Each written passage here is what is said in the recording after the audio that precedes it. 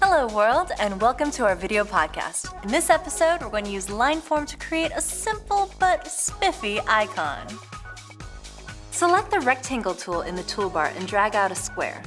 Hold down the Shift key to keep it a perfect square. We're going to round the edges of the square now.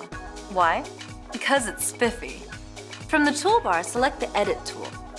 Click on the upper left corner of the square and drag towards the center. See the corners rounding? That's spiffy.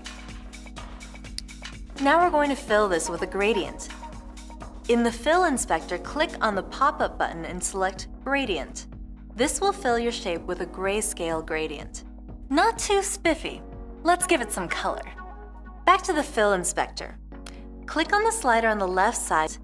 This opens up your Max Colors palette. Choose a nice, rich color, like orange.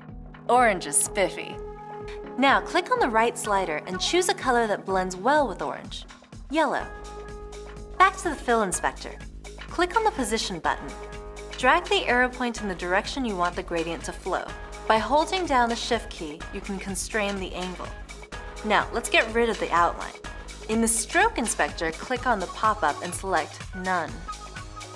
Now we need to put something in the square. We'll use simple text for the purpose of this podcast. Click on the Text tool in the toolbar. Now click on the square and enter a character. To change the font style, and the font size, go to the Show Fonts menu under Format in the menu bar. Select All to highlight the text, then adjust your font. If your color palette is still open, choose White. When you're done, click on the Selection tool, then click somewhere outside the shape. Now move the text to a desired location. For added spiffiness, resize the text by dragging the corners. Click again on a spot outside the shape to deselect the objects. Now here's a trick to give your icon that sweet candy look. Making sure you have nothing selected, click on the Oval tool in the toolbar. Check to make sure that your fill is set to None. Now drag out an oval, like so. Now click on the Selection tool and click on the square. Copy it or hit Command-C, then choose Paste in Place. This will put a new square directly over your other objects. Now hold down the Shift key to also select the oval shape. With the square and oval selected, choose Intersect from the Objects menu.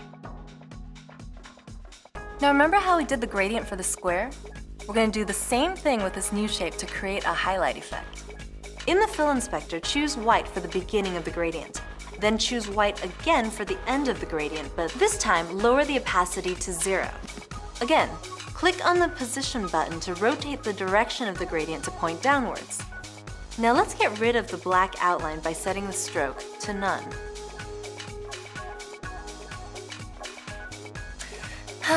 Now that's spiffy. We have one more step to give this icon some dimension. Click on the square and in the Effects Inspector, click on the Has Shadow button. Now click and drag in the box next to the button to position the shadow. Oh yeah! Nice! Remember, Lineform is resolution independent. This means the stuff you create will look good at any size, whether it be on screen or on a giant poster. That's it for this episode. There's a lot you can do with Lineform.